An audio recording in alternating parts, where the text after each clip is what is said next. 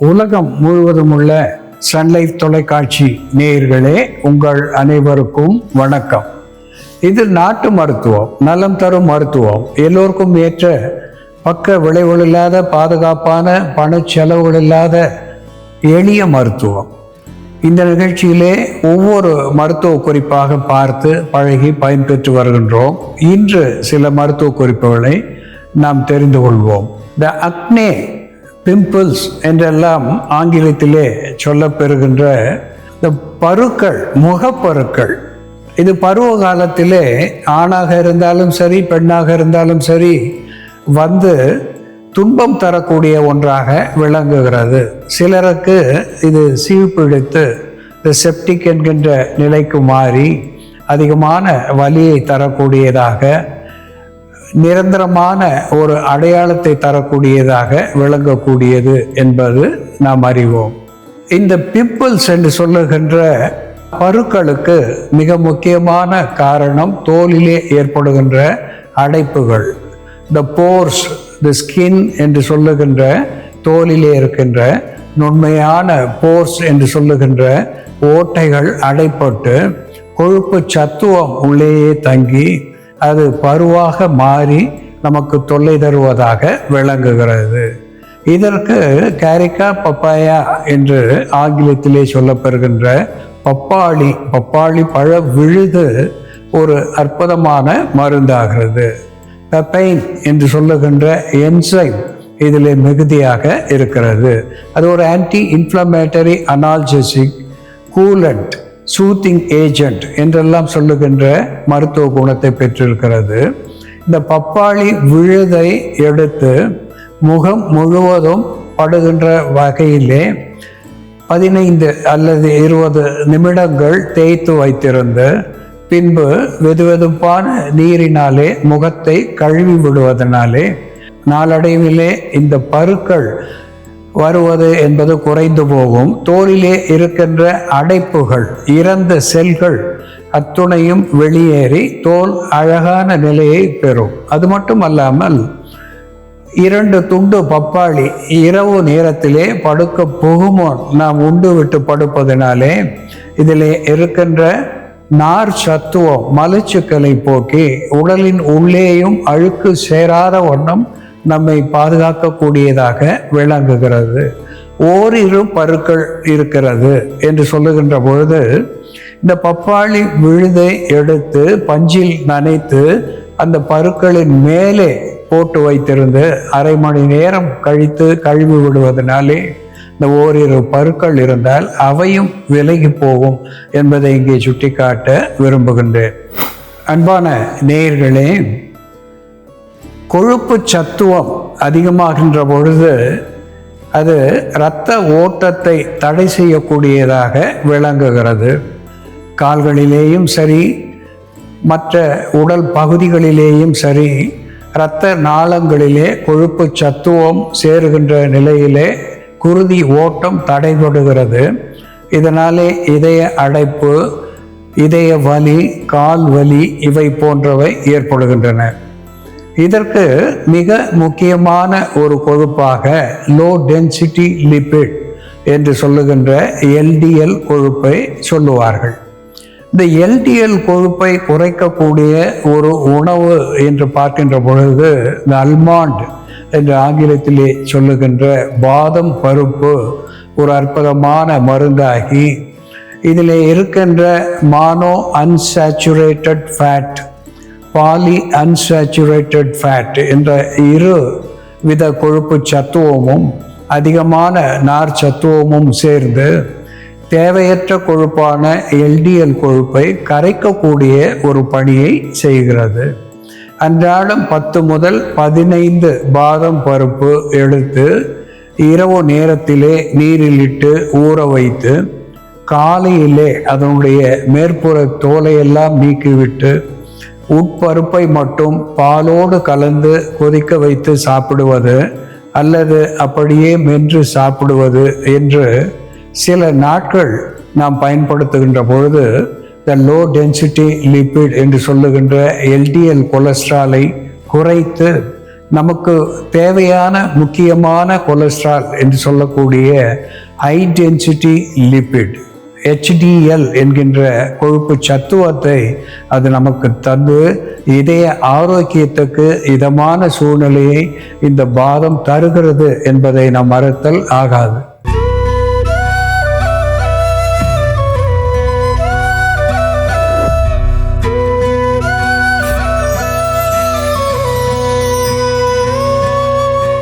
அன்பான நேயர்களே, கோலியஸ்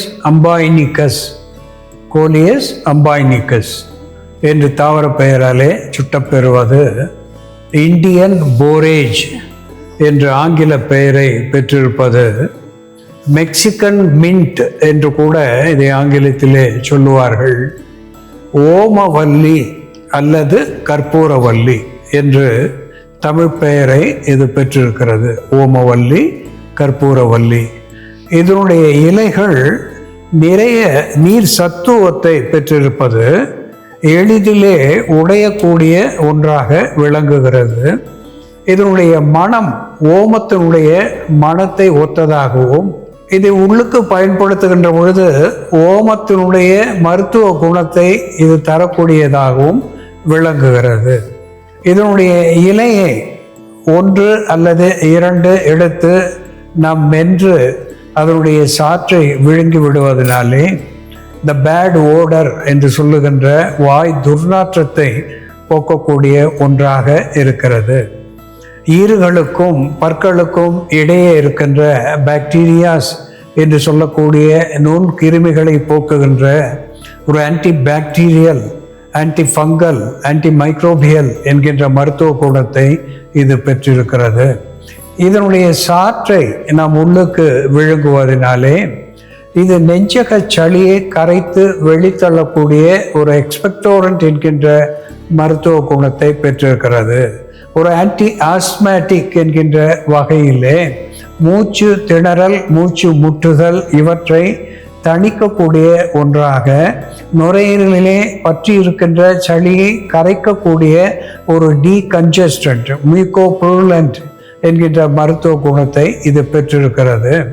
இறை பையிலே இது சேருகின்ற நிலையிலே செரிமான சீர்கேடுகளை போக்கி இந்த டைஜஷன் என்று சொல்லுகின்ற செரிமானத்தை ஒழுங்குபடுத்தக்கூடியதாக, பசியை தூண்டக்கூடியதாக விளங்குகிறது. அது மட்டுமல்லாமல் இதனுடைய சத்துவம் குருதியிலே கலப்பதினாலே குருதி அதிகமான கட்டுகின்ற தன்மை இல்லாமல், கிளாட்டிங் என்று சொல்லுவார்கள், குருதி கட்டுகின்ற பொழுது அதனுடைய ஓட்டம் தடைபடுகின்றது. அப்பொழுது இதயத்துக்கு ஒரு துன்பத்தை தரக்கூடியதாக, இதய அடைப்பை தரக்கூடியதாக விளங்குகிறது. கை கால்களிலே வலி தரக்கூடியதாக விளங்குகிறது. அப்படிப்பட்ட நிலையிலே 2 அல்லது 3 கற்பூரவல்லி இலைகளை எடுத்து அதனுடைய சாற்றை நாம் மென்று தின்னுவதனாலோ அல்லது தீநீராக வைத்து பருகுவதனாலேயோ இந்த குருதி கட்டுகின்ற தன்மையிலிருந்து விடுதலை தருகிறது. ஒரு ஆஸ்பிரின் என்று சொல்லுகின்ற மருத்துவத்துக்கு இணையான ஒரு மருந்தாக இந்த கற்பூரவல்லி விளங்குகிறது. பசியை தூண்டுகிறது, வாயுவை வெளித்தள்ளக்கூடியதாக விளங்குகிறது, குருதி ஓட்டத்தை சீர் செய்கிறது. இப்படி பல்வேறு மருத்துவ குணங்களை உடைய இந்த ஓமவல்லி என்கின்ற கற்பூரவல்லி எப்படி மருந்தாகிறது என்று செயல்முறையிலே பார்ப்போம். வாருங்கள் நேயர்களே, நாம இன்னைக்கு கற்பூரவள்ளி இலைகளை பயன்படுத்தி நெஞ்சக சளியை கரைத்து வெளித்தள்ளி சுவாச பாதையில் ஏற்படக்கூடிய இறுக்கத்தை போக்கக்கூடிய ஒரு மருந்து எப்படி தயார் பண்றதுன்னு பார்க்கலாம். இதற்கு தேவையான பொருட்கள்: கற்பூரவள்ளி இலை, கற்கண்டு பொடி, தேன். நம்ம வீட்லயே செடி இருக்கு, வேணுன்றப்ப நம்ம பறிச்சுக்கலாம், ஃப்ரெஷ்ஷாக கிடைக்கும் அப்படின்னா நம்ம இலைச்சாறு எடுத்து அப்படியே கற்கண்டு தேன் ரெண்டும் மிக்ஸ் பண்ணி இன்ஸ்டண்ட்டாகவே நம்ம அதை வடிகட்டி கொடுத்துடலாம் குழந்தைங்களுக்கு. அதே போல் நமக்கு கிடைக்கல அப்படின்னா நமக்கு கிடைக்கும்போது இதை மணப்பாக நம்ம தயார் பண்ணி வச்சுக்கலாம். கற்பூரவள்ளி இலைகளை எடுத்துக்கணும். இந்த இலைகளில் பார்த்தோம்னா நீர் சத்து அதிகமாக இருக்கும். இந்த இலைகளில் நம்ம நீர் விட்டு ஜூஸ் எடுக்கணும்னு இல்லை, இதை அப்படியே நம்ம அரைச்சோம்னாலே ஜூஸ் வரும்.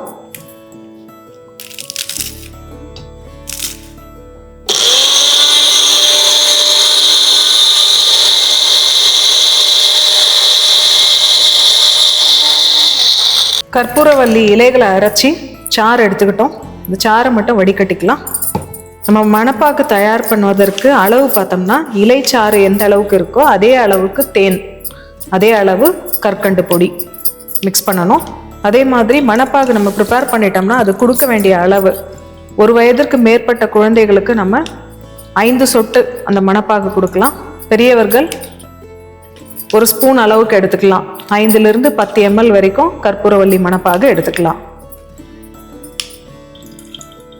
இந்த மணப்பாகை நம்ம தண்ணியில் மிக்ஸ் பண்ணி கொடுக்கணும். குழந்தைங்களுக்கு கொடுக்கும்போது ஒரு சங்க அளவுக்கு நம்ம வெது வெதுப்பான நீர் எடுத்து அதில் 5லிருந்து 10 சொட்டு இந்த மணப்பாகை எடுத்து மிக்ஸ் பண்ணி அப்படி கொடுத்துட்டு வரும்பொழுது குழந்தைங்களுக்கு நெஞ்சு சளி கரைஞ்சி வெளியில் வரும். ஒரு ப்ரிவென்டிவ் மெடிசனாக கூட நம்ம இது வாரத்துக்கு 1 முறை குழந்தைங்களுக்கு கொடுக்கலாம். இப்போ இந்த கற்பூரவள்ளி சாரோட நம்ம தேன் சேர்த்துக்கலாம்.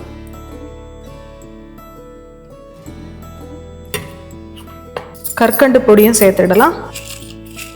இப்போ இதை நம்ம நல்லா மிக்ஸ் பண்ணி விட்டுட்டே இருக்கணும், அடிப்பிடிக்காம. கொஞ்சம் திக்காக நமக்கு பாகு பதம் வர வரைக்கும் நம்ம இதை காய்ச்சணும். இந்த மாதிரி காய்ச்சி எடுத்துக்கிட்டோம்னா நமக்கு கெட்டு போகாமல் இருக்கும். இதை அப்படியே ஸ்டோர் பண்ணி வச்சுக்கலாம். நம்ம தேவையான போது நம்ம எடுத்து இன்ஸ்டண்ட்டாக யூஸ் பண்ணிக்கலாம். கற்பூரவள்ளி இலைகளை நம்ம தலைவலிக்கான மருந்தாக பயன்படுத்தலாம். தலைவலி இருக்கும்பொழுது கற்பூரவள்ளி இலை சாறு எடுத்து அதோட கொஞ்சமாக நல்லெண்ணெய் மிக்ஸ் பண்ணிவிட்டு நம்ம நெற்றி பொட்டில் அப்ளை பண்ணிட்டு வரும்பொழுது தலைவலி கம்மியாகும்.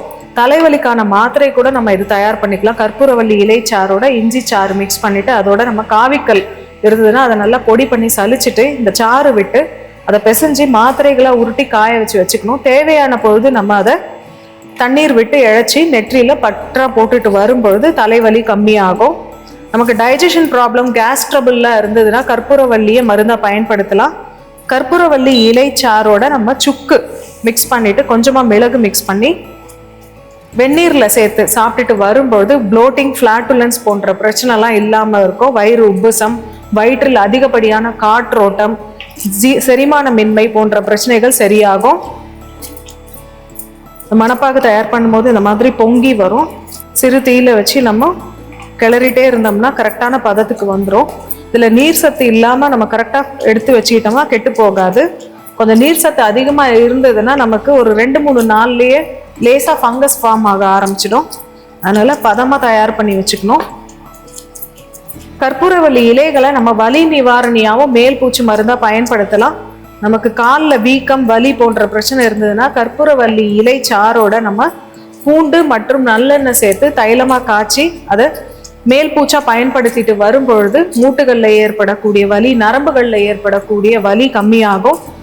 நமக்கு பனி காலத்தில், மழை காலத்துலலாம் அந்த கோல்ட் டெம்பரேச்சர்னால, சில்னஸ்னால அதிகமாக கால் நரம்பு இழுக்கிற பிரச்சனையெல்லாம் இருக்கும். அப்படி இருக்கும்பொழுது நம்ம இந்த கதகதப்பு தன்மை உண்டாவதற்காக இந்த கற்பூரவள்ளியை புறமருந்தாக பயன்படுத்தலாம்.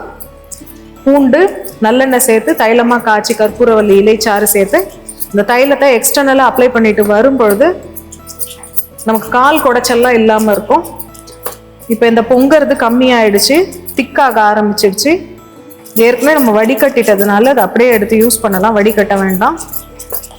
ரொம்ப திக்காயிடுச்சுன்னா நமக்கு சூடு ஆறுனதும் கட்டி ஆகிடும். அதனால கொஞ்சம் தண்ணியாக இருக்கும் போது எடுத்துடலாம்.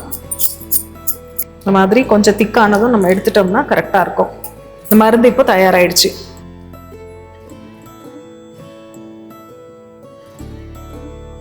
கற்பூரவள்ளி இலைச்சாறு, தேன் மற்றும் கற்கண்டு சேர்ந்த இந்த மணப்பாக 10 சொட்டு அளவு எடுத்து அதோட தண்ணீர் சேர்த்து நம்ம குழந்தைகளுக்கு கொடுத்துட்டு வரும்பொழுது சளியை கரைத்து வெளித்தள்ளக்கூடிய மருந்தாக செயல்படும். பெரியவர்கள் இதை 5லிருந்து 10 ml வரைக்கும் எடுத்துக்கலாம். அன்பான நேயர்களே, கோலியஸ் அம்பாய்னிகஸ் என்று தாவர பெயராலே சுட்டப்பெறுவது இந்தியன் போரேஜ், மெக்சிகன் மின்ட் என்றெல்லாம் சொல்லக்கூடிய ஓமவல்லி, கற்பூரவல்லி எப்படி மருந்தாகிறது என்று நாம் பார்த்து வருகின்றோம். இதை உள்ளுக்கு இதனுடைய சாற்றை நாம் கொடுக்கின்ற நிலையிலே செரிமான சீர்கேடுகளை போக்கி செரிமானத்தை சீர் செய்கிற ஒரு மருந்தாக விளங்குகிறது. சுவாச பாதையிலே இருக்கின்ற சிக்கல்களை போக்கி சளி, இருமலை தணிக்கக்கூடிய ஒன்றாக விளங்குகிறது. இதனுடைய மனம் ஒரு அரோமா தெராப்பி என்கின்ற வகையிலே இதனுடைய வாசனையே மருந்தாகி மனதிலே இருக்கின்ற குழப்பங்கள், த ஸ்ட்ரெஸ் என்று சொல்லுகின்ற மன அழுத்தம் இவற்றையெல்லாம் போக்கி மனதுக்கு சாந்தம் தருகின்ற ஒரு மருந்தாக இது விளங்குகிறது. இதை மென்று தின்பதனாலே வாய் துர்நாற்றம், பற்களிலே இருக்கின்ற கண்ணுக்கு தெரியாத பாக்டீரியாஸ் என்னும் நுண் கிருமிகளை போக்கி பற்களுக்கு ஆரோக்கியத்தை தருகிறது. சர்க்கரை நோயை தணிக்கக்கூடியதாக விளங்குகிறது. குருதியிலே சேருகின்ற சர்க்கரை நோயை இது மட்டுப்படுத்தக்கூடியதாக விளங்குகிறது.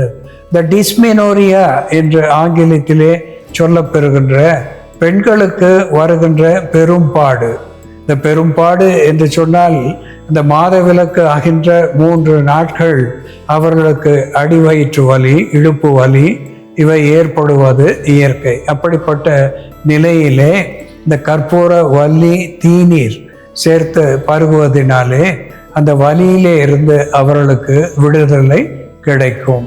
அதோடு கூட சருமத்துக்கு இதனுடைய சாற்றை மேலே தடவுவதனாலே 8 பூச்சி என்று சொல்லுகின்ற சிலந்தி பூச்சி, கொசு இவை போன்ற கடிகளினுடைய விஷத்தை போக்கக்கூடியதாக விளங்குகிறது. இதன் சாற்றை தலைக்கு நன்றாக முடியினுடைய வேறு பகுதிக்கு படும்படி தேய்த்து வைத்திருந்து ஒரு 10 நிமிடம் 15 நிமிடம் கழித்து குளித்து விடுவதனாலே இந்த டேண்ட்ரஃப் என்று சொல்லுகின்ற தலை பொடுகிலே இருந்து நமக்கு விடுதலை தரக்கூடியதாக விளங்குகிறது. உடல் எடையை குறைக்கக்கூடிய வகையிலே நம் உடலிலே சேர்ந்திருக்கின்ற கெட்ட கொழுப்புகளை கரைக்க வல்ல ஒரு உள்மருந்தாக இந்த கற்பூரவல்லி நமக்கு பயன் தருகிறது. இதனால் உடல் எடை ஏறாத வண்ணம் நம்மை பாதுகாத்து கொள்ள இயலும் என்பதையும் இங்கே சுட்டிக்காட்ட விரும்புகின்றேன். அன்பான நேயர்களே, கற்பூரவல்லி எப்படி மருந்தாகிறது என்று நாம் பார்த்து தெரிந்து கொண்டோம். இது போல வேறு ஒரு மருத்துவ குறிப்போடு நாம் மீண்டும் சந்திப்போம். நன்றி, வணக்கம்.